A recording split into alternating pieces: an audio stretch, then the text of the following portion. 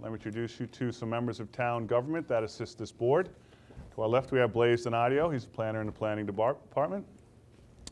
We have David Barnes, who's an assistant planner in the planning department. Now, you're all here tonight seeking relief for the town of Smithtown zoning ordinances, and it's our job to try and help you achieve your relief.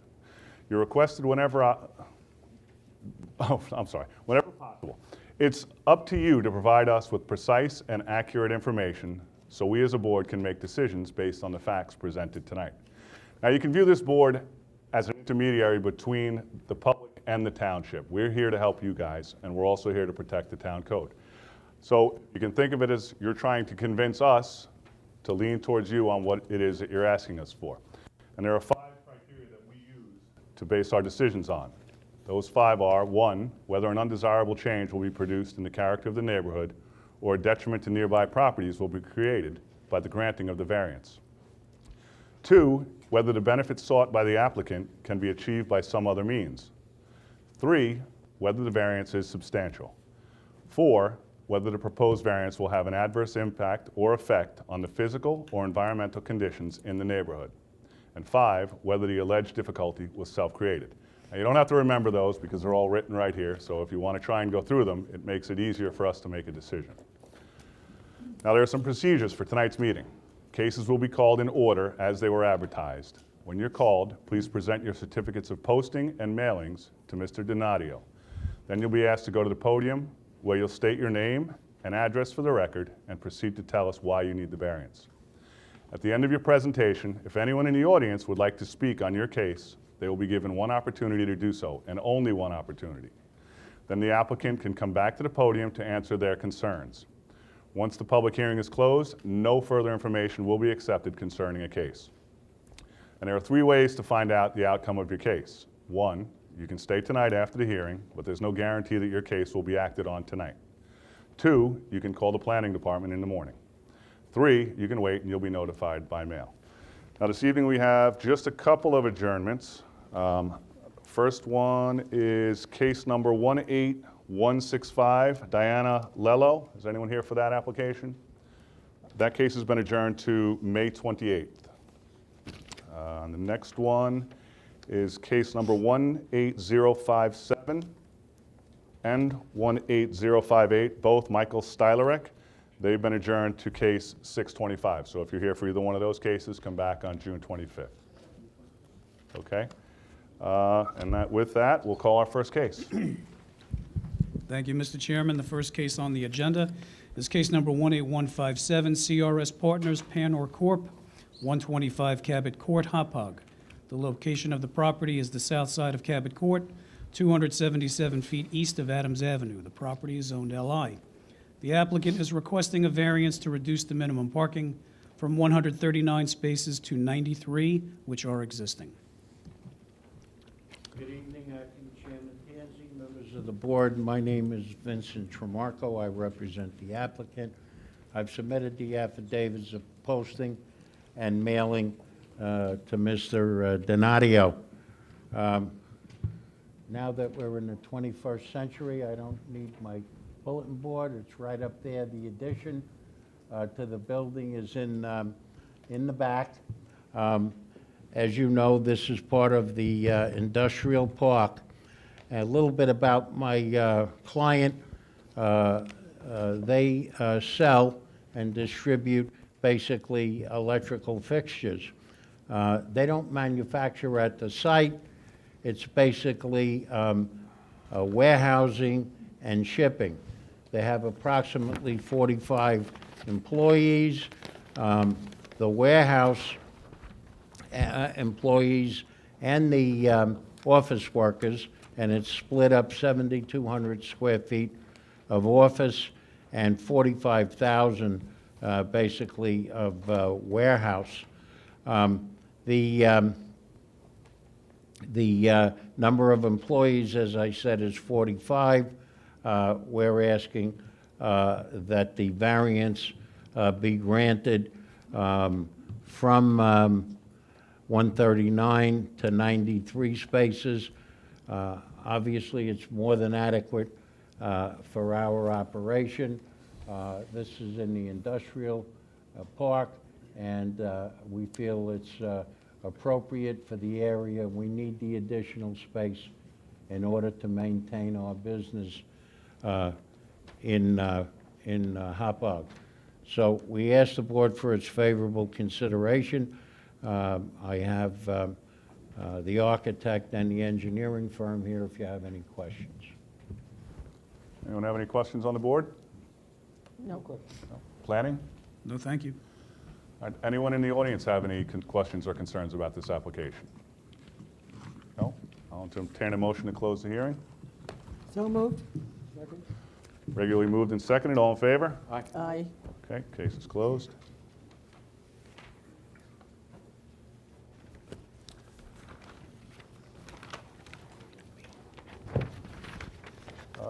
You can give Steve a minute. He's not as quick as I am.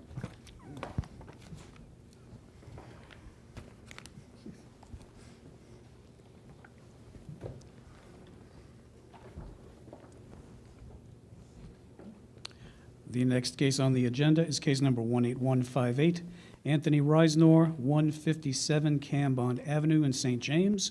The location of the property is the east side of Cambon Avenue, 2,470 feet south of Woodlawn Avenue. The property is zoned R21.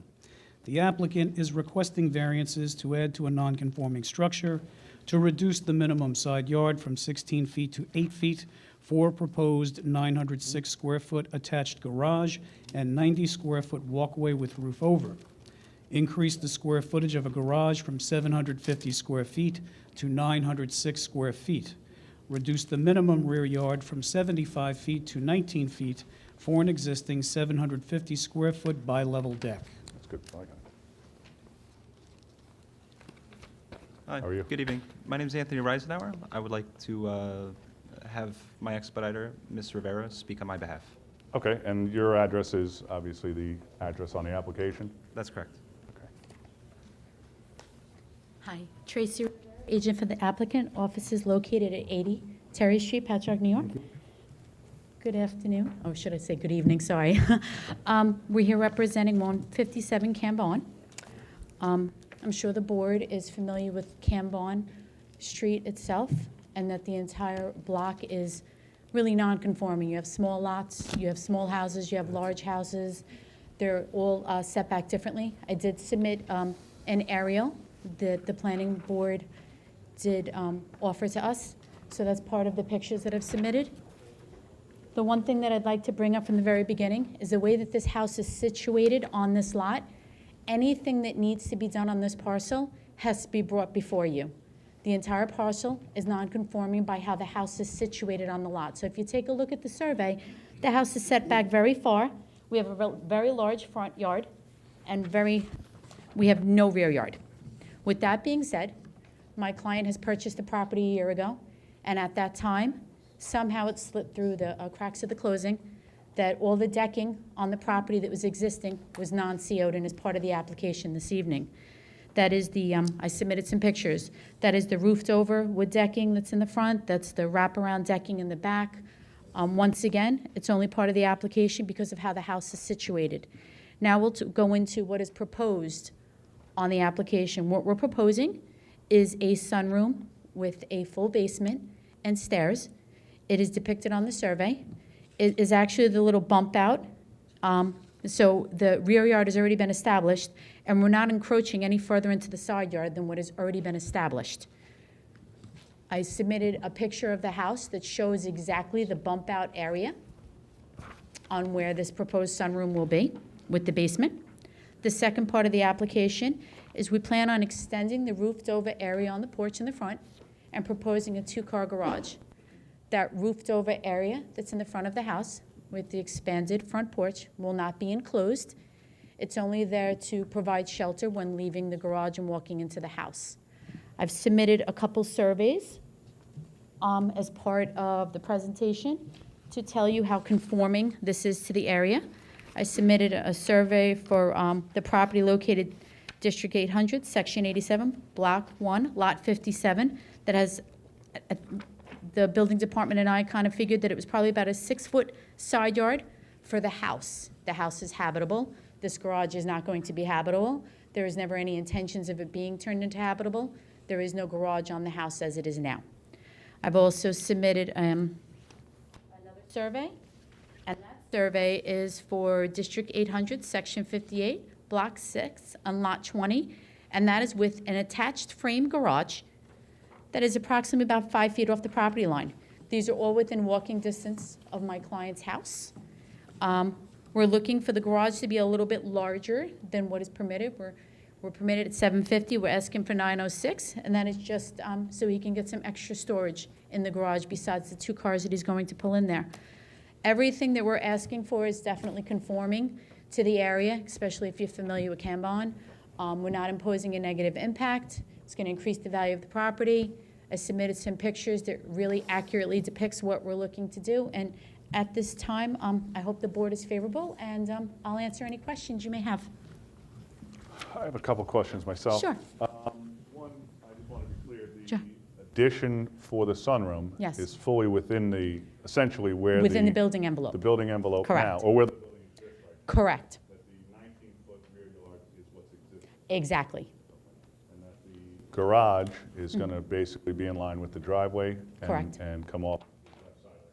Correct, and there's no front yard setbacks, there's no, I mean, there's even heavily, you could see in the aerial, heavily vegetated area for where the side of the garage, the north side that would directly affect the neighbor, it's heavily vegetated over there. There's no issues, it won't have any impacts on anybody. Thank you. Anyone on the board have any questions? I do, but Yes. the garage is proposed to be 8 foot from the property line? Yes, What else did I want?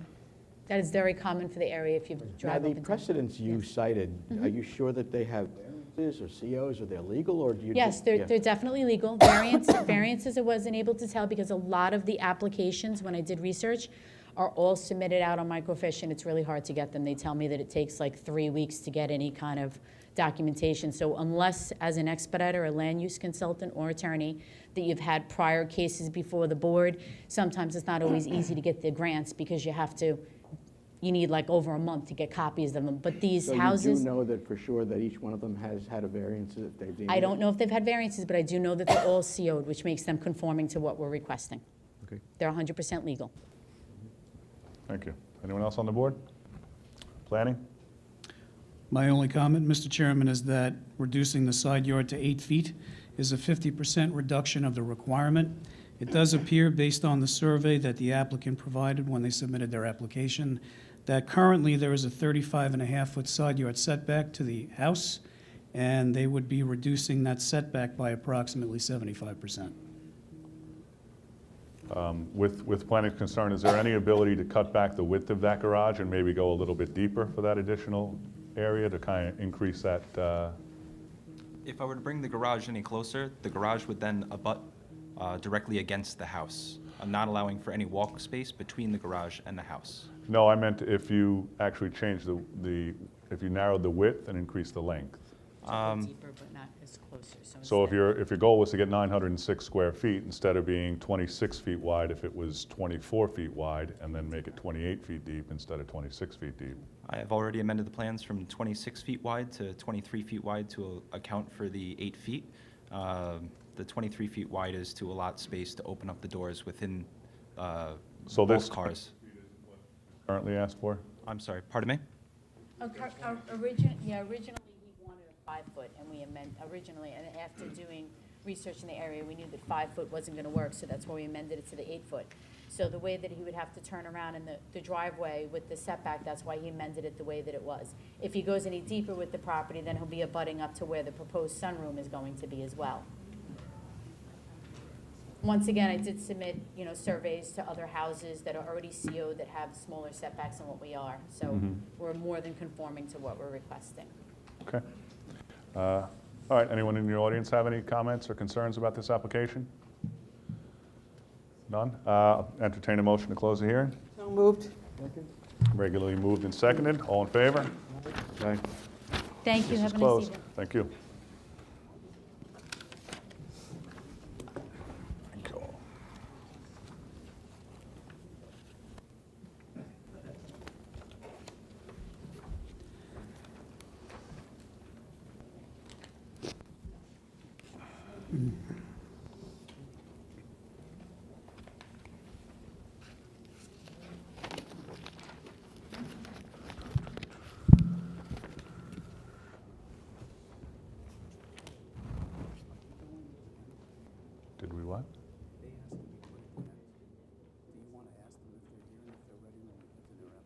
Ken?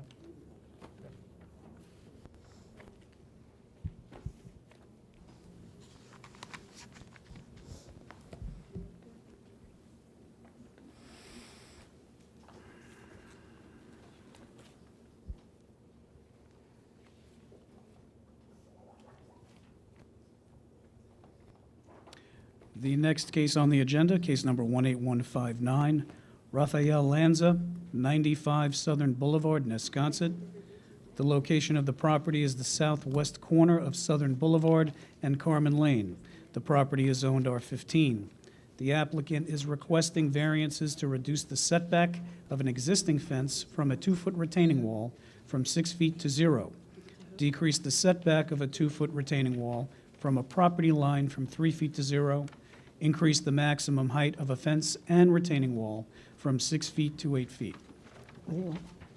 What's the problem? I have some pictures to give to the board. sure. Yeah. That's the subject property. These are some homes in the area with retaining walls, and these are 3 letters from the neighbors indicating their support for the application. Okay. Just for the record, Rick, applicant just submitted some letters from the neighbors and some photographs of the subject property. Take that one, I'll hand it that way. And then I'll pass them down. Good evening. I'm Rafael Lanza, and I'm allowing Eileen Rowan to speak on my behalf. And your address is 95 Southern Boulevard? Yes. Okay, thank you. Good evening, Chairman, board members. My name is Eileen Rowan from Rowan Permit Expediting, located in Coram. I'm agent for the applicant. The applicant is seeking a variance for an existing fence located adjacent to an existing retaining wall. The retaining wall and a stockade fence were existing at the time the property owners took possession of the home in 2007. A permit was issued for the fence and above-ground pool, and subsequently a CO was issued. Recently, the stockade fence was replaced with a PVC fence, and the retaining wall, for whatever reason unknown, was never mentioned in the CO. The retaining wall is 22 inches at the highest point. The fence was installed immediately adjacent to the retaining wall. The combined height of the 2 structures is close to 8 feet. I've given to the board pictures of the fence and the retaining wall, and some pictures of surrounding properties that also have retaining walls. There are many properties in the surrounding area that have utilized retaining walls to even out grading for yards. I've given the board a few letters from property owners that are in support of this application. The retaining wall with fence are in conformity with the surrounding neighbors as indicated in the pictures that were submitted. The fence and retaining wall pre-existed the ownership of the present owners. In my opinion, 22 inches is not a considerable variance, and I'm hoping that the board looks favorably on our application this evening. And if there are any questions that I could answer, I'd be happy to. Any questions from the board? No. Do you have any questions? No, thank you. Anyone in the audience have any questions or concerns on this application? No. That being said, I'll entertain a motion to close the hearing. So moved. Regularly moved and second. All in favor? Aye. So moved. Thank you for your time. Thank you.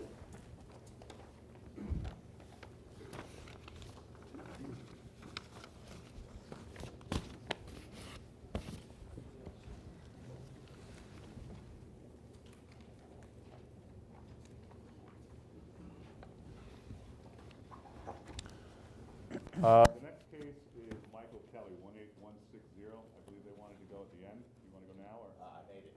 You made it? Yes, I did. Okay, you're on. I apologize. No problem.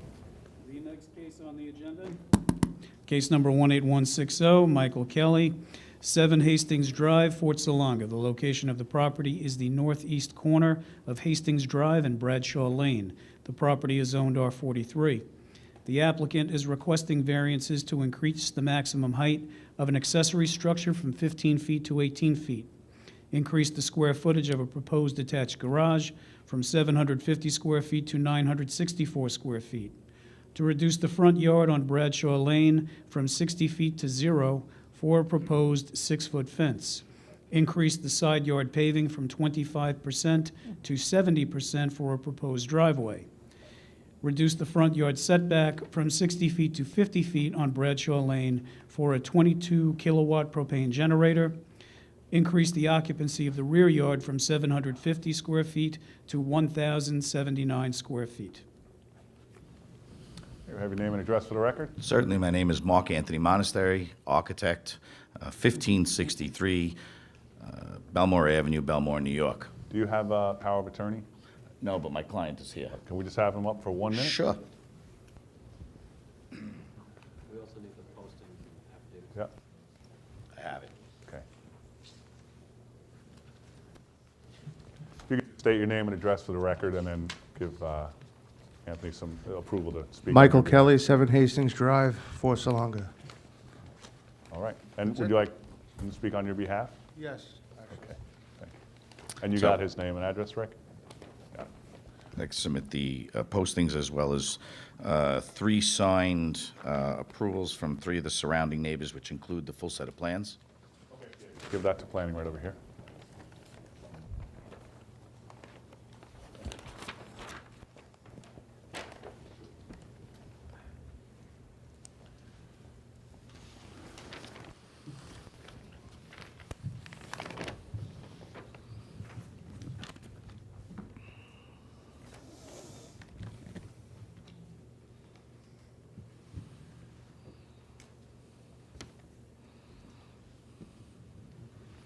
Okay, you want to tell us why, you got everything? Do you have the actual affidavit of posting, the affidavit of mailing? I apologize. So you just have the green cards here. So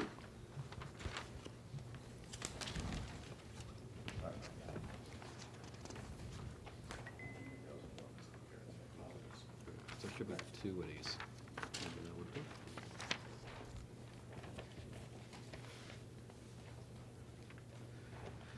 Okay, this evening we're requesting variances for a proposed detached garage, a fence, and a generator. The proposed garage is a 3-car wide garage for the family to park their vehicles in. The existing 1-car garage is being converted into a new rec room. We are requesting to increase the square footage from the allowable 750 square feet to 964 square feet, a total of 214 square feet over. We'd also like to increase the maximum rear yard occupancy from 750 to 1,079, with the inclusion of the shed, as well as increase the total height of the garage from the maximum 15 feet to 18 feet, an overage of just 3 feet. The garage is proposed to be built in a location which will meet all other side yard setback restrictions.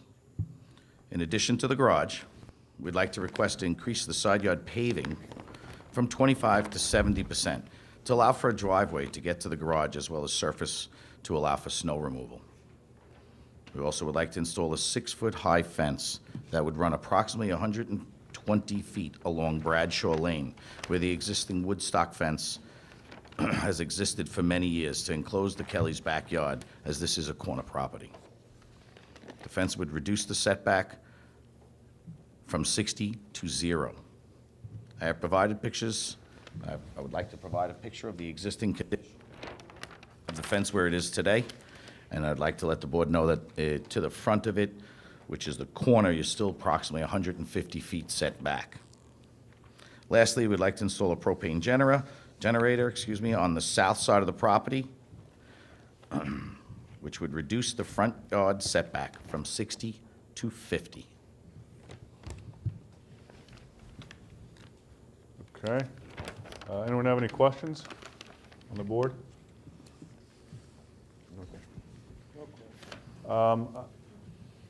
What's the need for the higher height? I see that your plan only calls for it to go to 17 feet.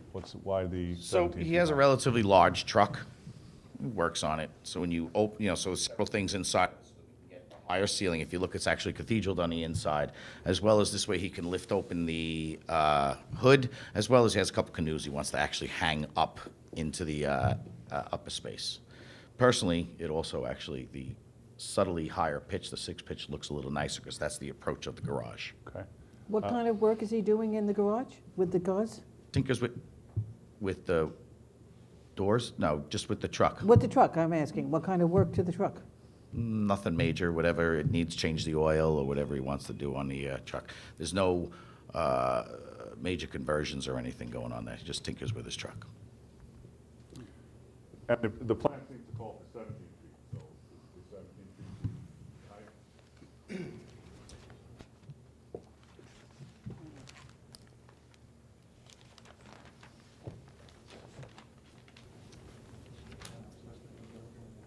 Yeah, that section is actually through the house. 17 feet. Yeah, no, it's 17. I apologize, we'd like to reduce it to 17. Okay, so we'll amend. Just an overage of 2. No problem. And then another question I have is, one of the things when we look at an application that has an oversized garage or an oversized accessory structure, putting it all the way at the back kind of impacts the neighbors. Is it possible that we can pull this thing a little forward so that it doesn't impact anyone other than the applicant? I know you want to have your backyard, but it is kind of when you have a garage that's over size and over height, and you put it close to the property line, somebody in their backyard kind of loses their ability to use their It property. actually started with a 20-foot setback, even though it was allowed 10, but the driveway doesn't work out with an existing tree. I mean, that's not the end of the world. But it is all woods back there. In fact, it's woods and a swamp right behind the garage. So I don't know if that is as, it's not like someone's pool is over there or someone's deck or anything. But it is possible to move it. Okay, so somewhere along the lines of, say, 16 feet, which is kind of a side yard, which gives people a little bit of a No less problem. I impact on it. originally wanted 20, to be honest. We can give you 20. The driveway was really tough. We'll take 16. He doesn't get the whole negotiating thing. Thank you. Thank you. That concludes our case. I'll answer any questions. Planning, you're, A couple of comments, but I just want to make mention to the board that we actually do not have affidavits of posting and affidavits of mailing. We have a copy of the form letter that was sent out to the neighbors, but no affidavits. I signed that. Yeah, I have it. Did do that.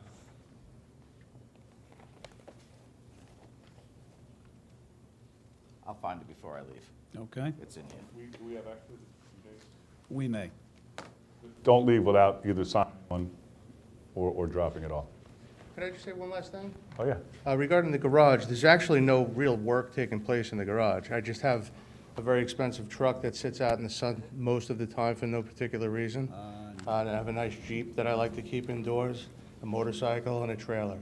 That's really it. I just got to get my stuff back indoors. I did have one other question. Go ahead. On the fence, I noticed, I was there today, is it the 4-foot fence that exists currently? That is, I would like to. Everyone sees in the yard. It looks nice. It's not like you're coming. I want to follow the same fence line. It's, from a satellite perspective, it's on the property line. It seems to be sufficient where it is. I don't need to move it. Okay. I just wanted to make sure it wasn't going anywhere other than where it is now. I would like to use the same holes if I could. Good. Anyone in the audience have any questions or concerns? Come on up.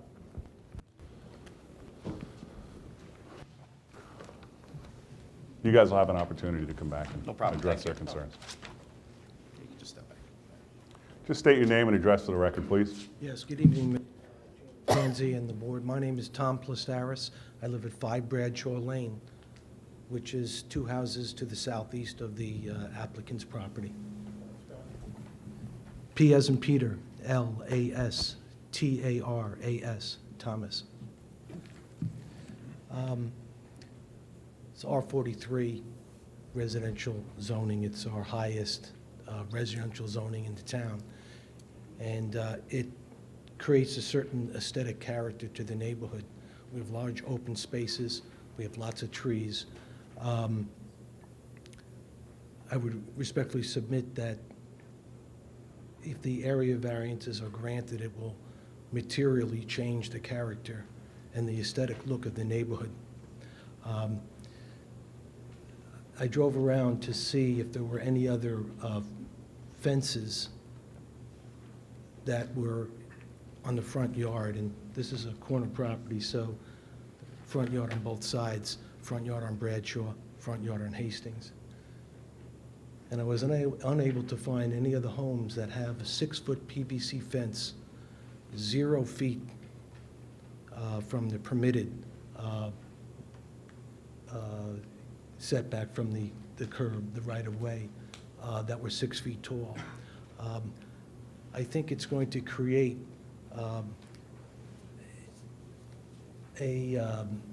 not a very good-looking fence, frankly, and it's a substantial change from the zoning.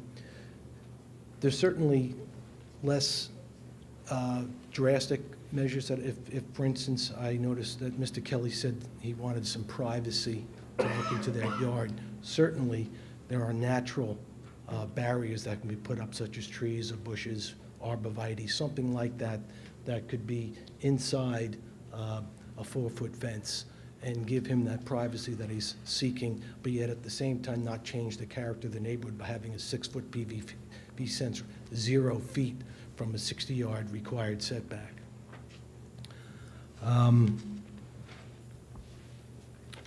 The detached garage is quite large. You're looking at something like, I understand they have modified it from 17 feet from the height, and but as far as the occupancy, going from 750 square feet to 1,079 square feet is, again, a substantial variance request. Certainly, the garage could either be made a smaller footprint, or the design could be changed to perhaps lower the roof a little bit. The reason why you have that height is because of the excessive footprint. So the accessory shed as well as the accessory garage, I don't believe is in fitting with the neighborhood.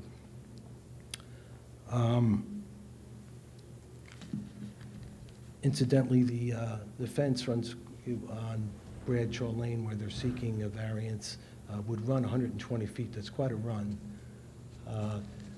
Also, with the generator, they're looking for a 10-foot setback.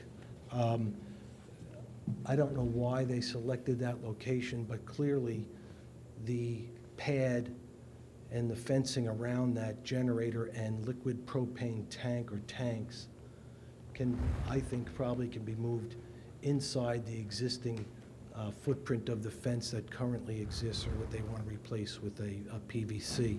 So you wouldn't need to come forward in the property. So there are alternative, feasible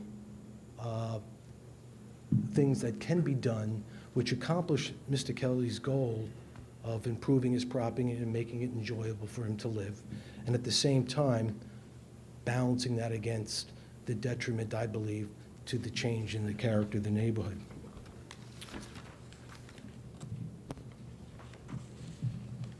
And lastly, all these, I've been a homeowner since 1993, and I can say that all of these requested area variances are something that's new. Nothing is pre-existing. So these are all self-created or self-imposed hardships based upon Mr. Kelly's desire to do what he'd like to do. So I also have another concern. One thing that wasn't mentioned is we have an exterior shed, accessory shed. We have an accessory garage, and there's a walkway. There wasn't any mentioning about the lighting. What type of lighting will be around that structure, and how will it affect the surrounding neighbors? Now, I live 2 houses down to the southeast. These things don't affect me as closely as some of the other neighbors. I know that there's some other neighbors here that I believe would like to have the opportunity to speak, and if you have any questions of me, I can certainly try to answer them. Anyone have any questions? Nope. The applicant. Okay. Thank you. Anyone else want to be heard?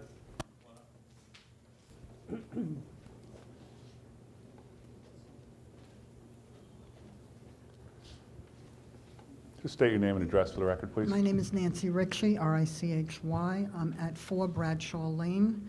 I'm right next door. I'll echo everything Tom said already, but the fencing especially, it's a big white wall, and it totally affects. If it were to be a possibly chain link fence with arborvitae, that I could accept. The existing fencing that's there, the stockade, is blended in, so it's not in your face. It kind of blends into the neighborhood. Should it probably be set back more from Bradshaw Lane? Yes. The garage is my other thing. It's bigger than a house my son just bought. And it's going to have electricity, I'm sure. Something that big and far from the house, I'm not sure it's not going to have plumbing in there somewhere. There is a garage in the house that could be utilized as the workshop so that the accessory structure doesn't have to be so big. There's also still the shed there that, again, the new garage doesn't need to be that big. It's also high. It is on a very wet area back there. There's an underground stream. When we put in our pool, we had to put in hydrostats because of the water level. And so that's the reason, because actually it's my yard that's wooded back there, because you can't walk back there until July, if you're lucky. So I feel that the garage is too big, and the issue with the fencing. As Tom said, I don't have a problem with the generator, but if it could be moved to within the fencing that's there, that would be also. Because there are no other, all the other fences in the neighborhood are either black wrought iron or chain link and then covered with foliage, so that they're not, it's not a fenced fence. So, other than that, thank you. Thank you. Anyone else like to be heard? Want to come back up and address their concerns? Yes, thank you. First, I just want to mention, I heard it say the workshop. It's not a workshop. It's just to park his vehicles. He has several vehicles he wants to keep out of the weather. He wants to park in there. He has a small trailer, a motorcycle he also wants to put in there. And as far as changing the character of the neighborhood, this absolutely does not change the character of the neighborhood. In fact, I'm spending extra money to make it look very aesthetically pleasing. It looks just like the style house I'm in, which is part of the reason that the roof is a little higher, so it has an offset reverse gable. It's actually pretty you have it right there? Yeah, they have it. I don't find that to be objectionable at all. I think that adds to the character of the neighborhood, and it's going to cause me to re-side my entire house to match. There's going to be drastic improvement. On top of that, there are several white PVC fences, including the house directly next to that garage is all white PVC fence. And he wished me well, and it's one of the signatures that I have. Regarding the generator where it's going, the electric service is right there. It's a service, if I put a little fence around the propane and the generator and the air conditioner, all the service personnel access that area behind a gate without ever entering the yard, which I felt was convenient, and it, mechanically is located in the right spot for all of those things. Otherwise, I wouldn't have done it. I wouldn't have brought it up. Okay. One of the other concerns was, is there going to be lighting? Yeah, one porch light outside the side door, which is the second picture down. That's the south elevation, just enough for a doorway. And in the front, Motion. A couple motion lights on the driveway like normal. Nothing in the back, nothing on the other side. Or facing into any of the neighbors' yards. And I'm also not insulating or sheetrocking, and there's definitely no plumbing going in the garage. Okay. One of the things when we drove the neighborhood today, we did just that. We looked for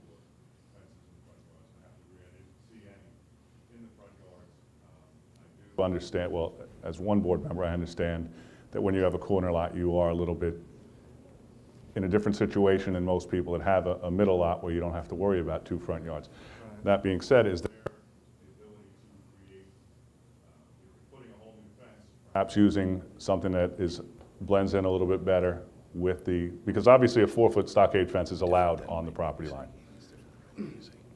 My preference is a cedar look, but I needed to go with white PVC because it's such an expense because of how many linear feet it is. I need something that's gonna last a lot longer than traditional wood. My previous home, I was there 20 years, I did a fence twice in that house. Well, PVC comes in hundreds of colors. It doubles the price, I asked about it. Right. It did. My direct neighbor has white, I'll be adjoining his fence. It would actually continue the look around. Right, but I saw that fence also. That fence was set back the 60 feet, and I think that was more of a picket fence style where you could see through it, I believe also. I know, in all honesty, if there's a real problem with the fence, if I had to stay with a 4-foot fence there to alleviate the variance request for that item, that's not really a deal killer for me. I just preferred the 6. Figured if I was gonna change it all, now would be the time to get that privacy back, but. Yeah, it's just one of those things that I had noticed and actually mentioned to Blaze when we were riding today, that it's one of those things that is difficult because it changes a look of an area. I looked everywhere trying to find one that was that close to the road. I get it. If it wasn't for my dog, I probably wouldn't even have the fence. It's a big expense. As far as the character of the neighborhood, I feel that I've taken a lot of extra steps and I'm spending a lot of extra money to make sure that everything looks top-notch when it's done. Okay. All right, well, the board will discuss afterwards and make a decision. Anything else? No, I think that covers. Okay, and we're not going to have a decision tonight because we're waiting for the Department of Environment and Waterways to give us a secret determination. Understood. All right, thank you, guys. Thank you. I'll entertain a motion to close the hearing. So moved. Regularly moved and seconded. Aye. So moved.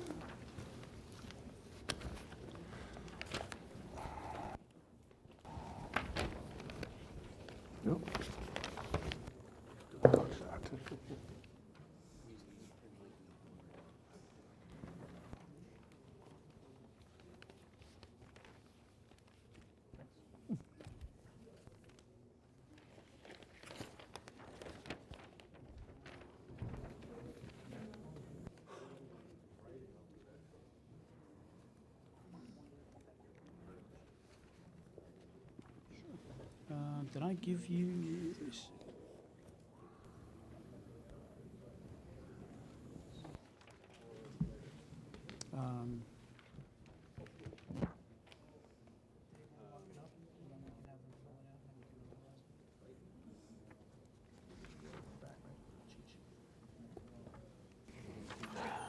So we're all set? You have the affidavits for that? We don't have a.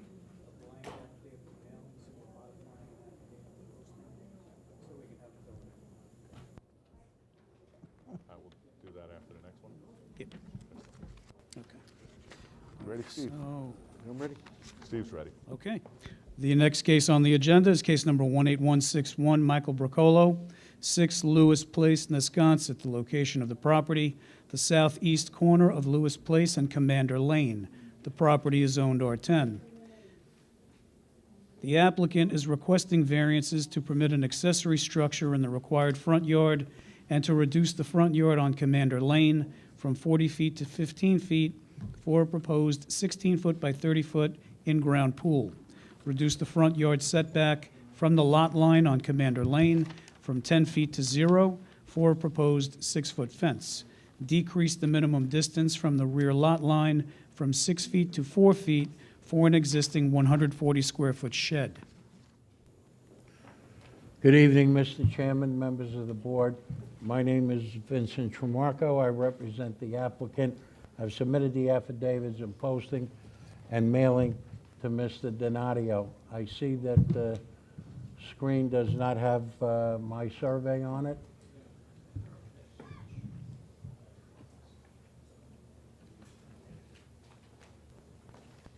There you go. Thank you. Everybody thinks that a corner lot is great. You have light and air, more so than an interior lot. But what happens with a corner lot is you suffer a couple of setback problems that you wouldn't with an interior lot. Number one, you have two front yards. So in this particular case, the applicant's house is set back 40 feet from Commander Lane as well as Lewis Place. Where we are requesting to set the pool is really the only place that we can do it. You may not see it on that screen, but if you have a survey in front of you, there's an overhead line. And you can't build a pool within 15 feet of an overhead wire. That's been a rule for a very long time. So really the only place to put this pool is basically where we have it, give or take a foot, and I'd rather give another foot just in the interest of safety. The reason why the overhead line rule is when you're vacuuming your pool with an aluminum handle on that vacuum, or even your long skimmer, if that hits the wire and the thing is in, and the other end is in the water, you may not see your family after that. So that's a rule which you couldn't, and we wouldn't ask for a variance from, and I don't think this board even has the power. The reason for the fence is the 6-foot fence. If you look at it, it's in the back, if you could call it the back of the property. And yes, it's on the line.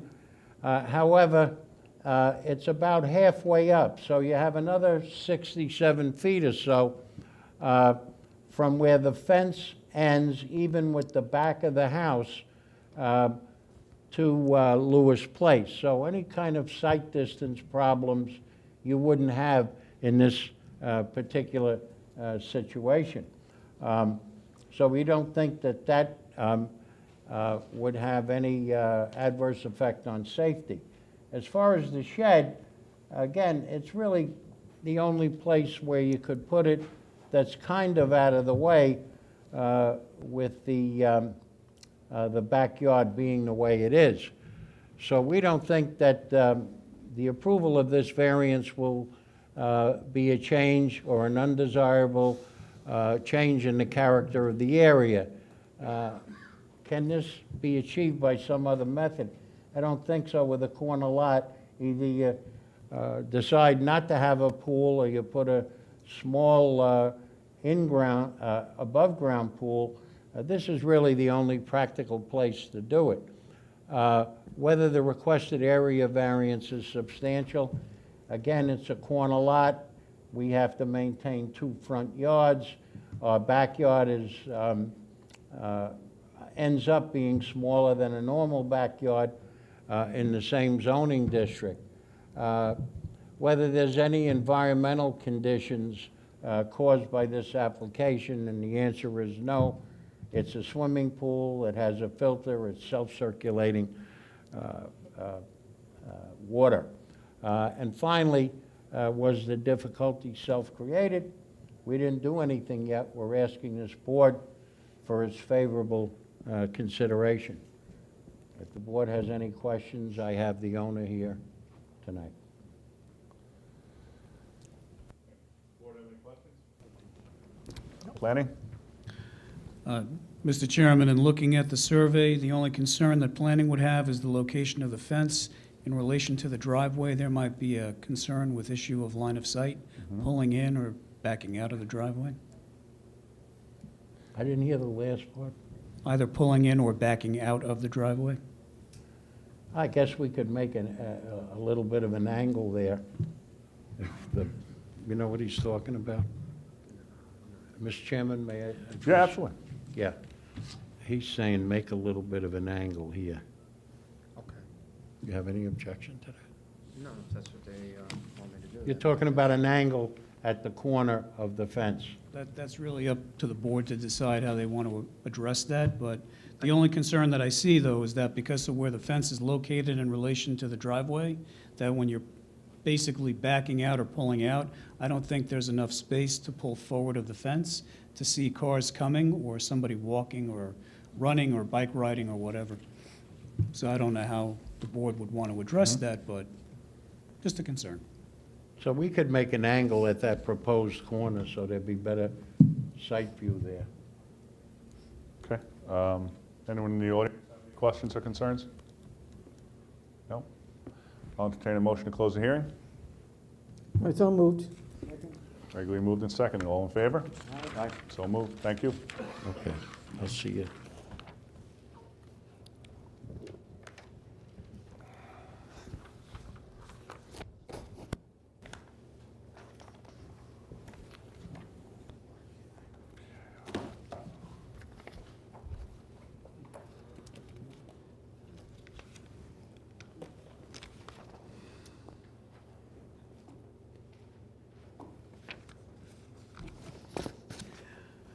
The next case on the agenda is case number 18162, Anthony and Mary Ann Piliero.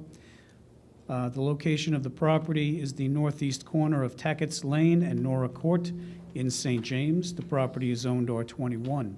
The applicant is requesting a special exception for temporary living quarters for parents. Evening, Mr. Chairman, members of the board. My name is Vincent Tremarco. I represent the applicant. I've submitted the affidavits of posting and mailing to Mr. Donadio. I believe the board has a planning department recommendation. It states we meet all the criteria for the special exception. Anthony and Mary Ann Piliero are here tonight if you have any questions. That's it. We meet all the criteria. And as town code and state law requires, every special exception that meets the general and specific criteria, we're required to approve. Yes. So, anyone want to be heard? Anyone in the audience have any questions or concerns? Entertain a motion to close the hearing. So moved. Regularly moved and seconded. All in favor? Aye. Case closed.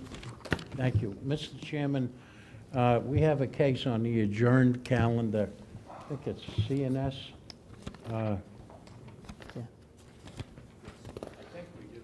Hold on. You do. CNS Builders? Yes, CNS Builders. The case was adjourned from the first time I was here because some of the neighbors requested time either to get a lawyer or to have their lawyer familiarize themselves with the case. Since there are objections to this application, I'd really like to have a full board hear the case. I don't know whether Mr. Benz will decide to read the minutes and decide, and which he can do, or decide he will not decide or enter into discussions on this case. Therefore, I'd ask the board for an adjournment, as you gave an adjournment the last time to the objectants. I think I should have a full board. Okay. Is the attorney for the objectants or the neighbors here? Yes. Want to just come up and state your name, firm, and address, please? Timothy Hill. The firm is Sinreich Kosikoff from Messina, 267 Carlton Avenue, Central Islip, New York. Okay. Would you be okay with an adjournment as well? My clients just stepped out of the room. If I could have 2 seconds to confer with them, I'll provide an answer. It is, All right. I mean, it is kind of fair that, I think so. okay.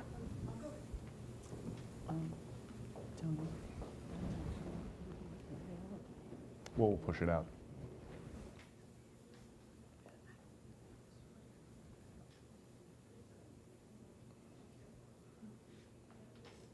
You're right there, Bill. You're right there. You okay? I'm good. I haven't had to use the hammer yet. Really? Just start banging.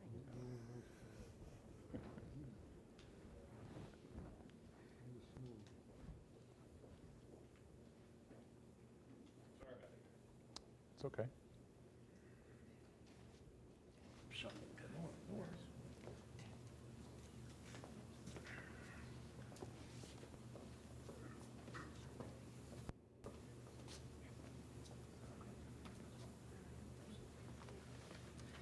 So on behalf of my clients, we would consent to the adjournment. Okay. We're going to push it out a little bit only because we're not certain when Mr. Benz will be back. So if we push it back to a meeting in June, end of June, beginning of July, is that okay, Mr. Chamarko? Is it possible we could coordinate the date to make sure? I believe we have to set a date tonight. It can always change. We can change the date and everyone can be notified. It's just that we need to set a date tonight. We'll push it out to, say, the first meeting in July, and then planning will coordinate with, or Mr. Tramarko, you coordinate and work the date out with planning? Okay. All right, so what's the first meeting in July? 16. So we'll set it for July 16th right now. We can't be here, we're not here. But we're not going to, it won't be that night, correct? You're going to work out a convenient, well, there is no second meeting in July, right? No. Do you want to go all the way to August? No, I don't think so. He's suggesting maybe the earlier date, a June date? So we'll do second meeting in June? I believe that's June 25th. That's June Good luck. 25th. June for right now? We have graduation, we can't do that.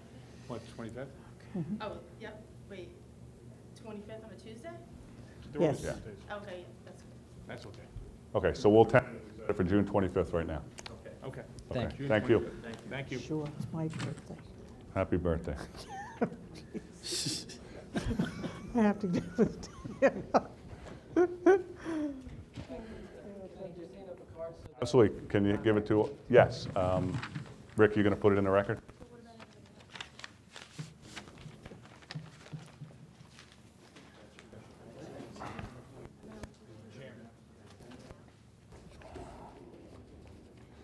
Wow.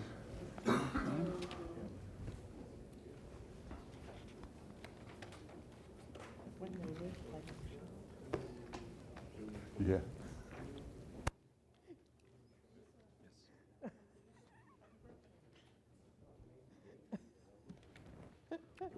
What case was that? That was the Stones Hollow. Yeah. Oh, really? It's been adjourned. Okay, all right. The next one is Reeves. Right, okay. Ready. We're ready when you are, Blaze. The next case on the agenda is case number 18163, Don and Alice Reeves, 40 Glenview Avenue, Fort Salonga. The location of the property, the west side of Glenview Avenue, 719 feet north of Hastings Drive. The property is zoned R43. The applicant is requesting a variance to reduce the minimum rear yard from 100 feet, which is existing at 95 feet, to 83 feet for a 517-square-foot deck with a 315-square-foot roof over an additional 49-square-foot deck. Good evening, Mr. Chairman, members of the board. My name is Michael McCarthy, M-C-C-A-R-T-H-Y. I'm an attorney, 7 Pine Ridge Drive, Smithtown, New York. I'm here representing Don and Alice Reeves with this application. The application is for a variance to reduce the rear yard setback from 95 feet to 83 feet.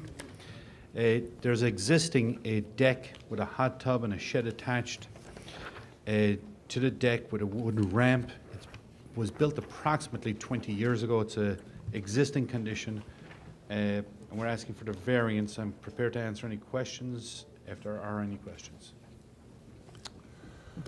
Does the board have any questions? Yeah. No? Planning? Thank you.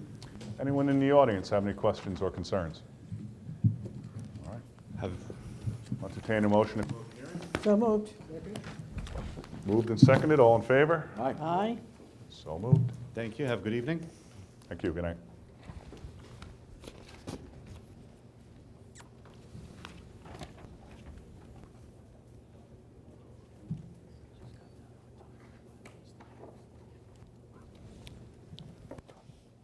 The next case on the agenda, case number 18164, Fred and Laureen Brandis, 323 Mauritius Road, St. James. The location of the property, the north side of Mauritius Road, 496 feet west of Mills Pond Road. The property is zoned R10. The applicant is requesting variances to reduce the minimum rear yard from 40 feet to 33 feet for a proposed 76-square-foot front porch and 218-square-foot garage addition. Reduce the minimum side yard from 12 feet to 8 feet and total side yards from 28 feet to 20 feet for a proposed 218-square-foot garage addition and a 157-square-foot first-floor addition. Good evening.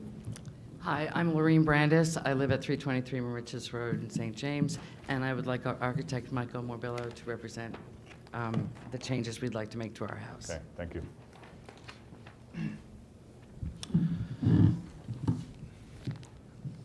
Good evening, Mr. Chairman, members of the board. For the record, my name is Michael Morbillo. My firm is Inspire Design Group. I have an office at 273 Lake Avenue in St. James. The application before you this evening, as stated on the call, is for a garage and mudroom addition. The applicant is planning on converting their existing garage and then adding a new garage to the north of the existing residence. The purpose of the garage conversion is to expand their living space. They have one of the smaller model ranches in that development, and presently they only have one living space in the house. And presently they have an adult special needs daughter who will be living with them permanently, for the remainder of her life. And they want to create some more living space in the house. She's in her mid-20s, and the most feasible method for this is to kind of convert the garage. They have a little bit wider side yard than exists on some of the homes in the area, and due to the configuration of the property, a lot of the homes are tapered. The properties are tapered, a little bit narrower in the front and wider in the back. So we're actually looking to provide a minimal garage. We're about just a little bit, about 10 foot clear on the inside of the garage, and which is leaving us with about 8.5 feet in the front and about a little bit over 9.5 feet in the back. So we're looking that pushes us to an 8-foot reduction in, an 8-foot side yard. And we have recently did one a couple blocks away for a garage. We did keep the massing. This is only going to be a one-story addition. We're not looking to put any second floor. So we're looking to maintain the mass of the garage. So we feel that will not have an impact on the neighborhood. And there are some similar homes that are on these tapered lots that have these little tighter spots on it. We're also seeking an addition for a front porch. We're not looking to enclose a front porch. We just want a small front porch on the front of the house. So we're asking for a slight reduction. Most of these requests are under 25%. The front yard reduction, I think we are somewhere in the neighborhood of about 17.5%. Again, this will be non-enclosed front porch. So if the board has any questions at this point, I'd be more than happy to answer their questions. Anyone have any questions? No. Planning? No, thank you. Anyone in the audience have any questions or concerns? Could I just say something? Absolutely. So I want to address whether or not this is self-imposed. I don't know how many of you have small houses with only one bathroom, but we currently have 4 adults in the house and only one bathroom, which is very, very difficult. My daughter, who is 27 years old, is what they call now developmentally disabled. They used to call mentally retarded. And due to the congestion in the bathroom in the morning, this is just an anecdote to help you understand our lives, she made a schedule up of who could use the bathroom when, and my husband was scheduled for 4:30 in the morning. She scheduled my husband for 4:30 in the morning because of the time he takes in the bathroom.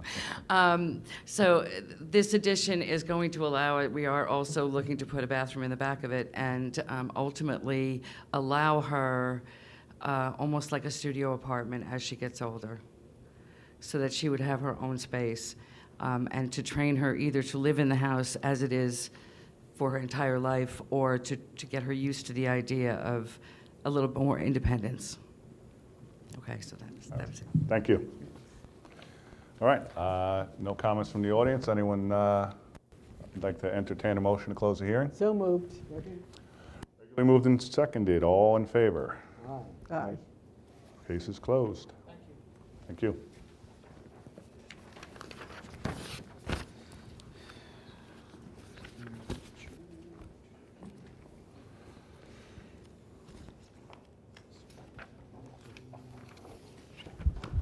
Next one's adjourned, I think.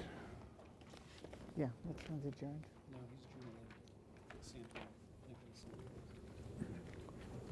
I think we're actually on to the adjourned cases, right? Adjourned cases? The next case on the agenda, case number 18135, Nicholas Santoro, 9 Barry Lane, Smithtown, the location of the property, the southeast corner of Leslie Lane and Barry Lane. The property is zoned R10. The applicant is requesting variances to reduce the front yard setback from 10 feet to 0 on Leslie Lane to permit a fence greater than 4 feet in the required front yard for a proposed 6-foot fence.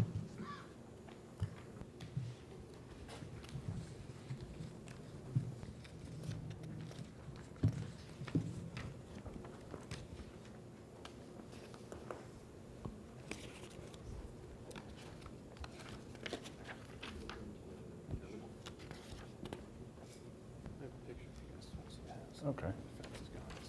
We already put the post in, but they can be cut to 4 feet, so. Okay. Just figured, give them what we have. Thank you very much. I'll hand those down. All right, my name's Nick Santoro. I reside at 9 Barry Lane. Okay. Tell us, oh, you got the affidavits of posting and mailing? All set?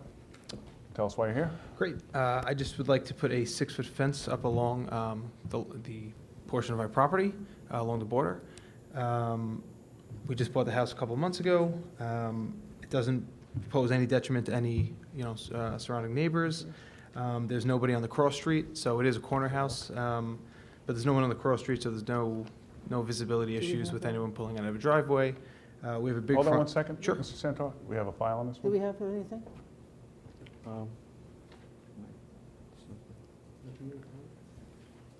It's all right, we're good. Thanks, Steve. All right, go ahead, sorry. Sure. So there's no driveways that'll be blocked. Anyone driving around the corner will be able to see as nothing's going in front of the house. It can't be achieved any other way. I would put up a 4-foot fence, but I have a dog who can jump over a 4-foot fence. I also have a daughter, so just privacy issues are kind of key for us.